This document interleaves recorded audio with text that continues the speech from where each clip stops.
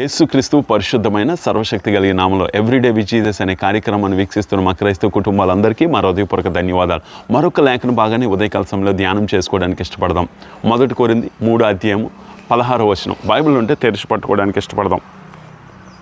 మీరు దేవుని ఆలయమై ఉన్నారనియు దేవుని ఆత్మ మీలో నివసించుచున్నాడనియు మీరు ఎరుగరా? ఎవడైనను దేవుని ఆలయమును పాడు చేసినలా దేవుడు వాణ్ణి పాడు చేయను. దేవుని ఆలయం పరిశుద్ధమైనది, మీరు ఆ ఆలయమై ఉన్నారు. చూడండి, మీరు దేవుని ఆలయమే ఉన్నారు. ఆ ఆలయాన్ని ఎవరైనా పాడు చేస్తే దేవుడు వాళ్ళని పాడు చేస్తున్నాను. ఆలయం పరిశుద్ధంగా ఉండాలి. నీ దేహం దేవుని యొక్క ఆలయము. ఈ సంవత్సరంలో నేను ఒక 3 విషయాలు చెప్తాను. ఈ నెల మనం ముగింపులోకి వచ్చేసాం, ముగింపు వారంలోకి. గుర్తుంచుకో, పాత నిబంధన గ్రంథంలో మనం చూసినట్లయితే యోబు అంటాడు, నా కళ్ళుతో నేను పాపం చేయకున్నట్లు నిబంధన చేసుకుంటున్నాను అంటున్నాడు. దావీదు అంటున్నాడు, నా నాలుకతో పాపం చేయకున్నట్లు నా నాలుకను జాగ్రత్తగా చూసుకుంటున్నాను అంటున్నాడు. కానీ కొత్త నిబంధనకు వచ్చేసరికల్లా అపోస్తలుడైన పౌలు అంటాడు, ఈ దేహము దేవుని యొక్క ఆలయము, దీన్ని పాడు చేయకండి, దీన్ని పాడు చేస్తే దేవుడు వాళ్ళని పాడు చేస్తాడని చెప్తున్నాడు. కానీ ఈరోజు మనం కృపకాలంలో ఉన్నాం కదా అని మన దేహాన్ని పాడు చేసుకుంటున్నాము. నీ చేతుల ద్వారా, నీ నోటి ద్వారా, నీ కళ్ళు ద్వారా, ఇవన్నీ కూడా ప్రభు యొక్క అవయవాలై ఉన్నాయి, నీవు కాదు. అందుకంటే నీవు నీ సొత్తు కాదు, విలువ పెట్టి కొనబడ్డావు ప్రియులారా.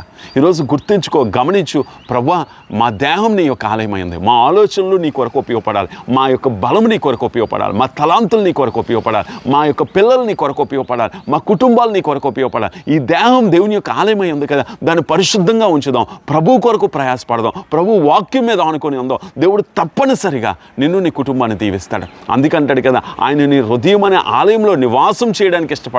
దేవుడు 6 రోజులు అన్నీ తయారు చేసిన తర్వాత 7వ రోజు విశ్రమించానని బైబిల్ గ్రంథము ఆదికాండం 2వ అధ్యాయంలో రాయబడి ఉంటుంది.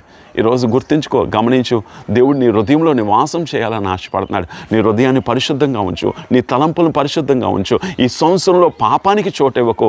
అందుకంటాడు కదా, ఏ పాపం నీ మీద ఏలుబడి చేయకూడదు. ప్రతిరోజు చెప్పుకో, ఉదయం లేవగానే ఈ దేహం దేవుని యొక్క ఆలయము, ప్రభా నా మీద, నా కుటుంబం మీద, మా కుటుంబ వ్యవస్థ మీద, పిల్లల మీద నువ్వు ఏలుబడి చేయి అని చెప్పగలిగితే నీ నోరు తెరు, దేవుడు బాగుగాని దాన్ని నింపేదని అంటాడు. నీ నోరుతో ఒప్పుకో, ఆ కార్యాన్ని నువ్వు చూడడానికి ఇష్టపడతావు ప్రియులారా.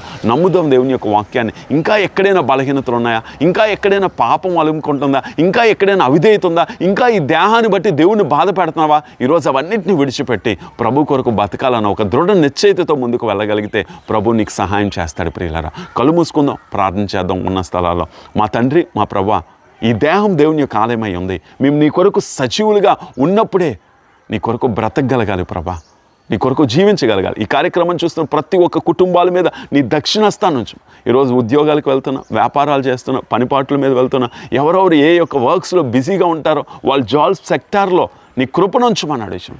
నువ్వే సహాయం దయచేసి నడిపించమని యేసుక్రీస్తు సర్వశక్తి కలిగిన నామంలో అడిగి వేడుకొంచున్నాము తండ్రి. ఆమేన్. God bless you. దేవుడు మనందరినీ దీవించును గాక.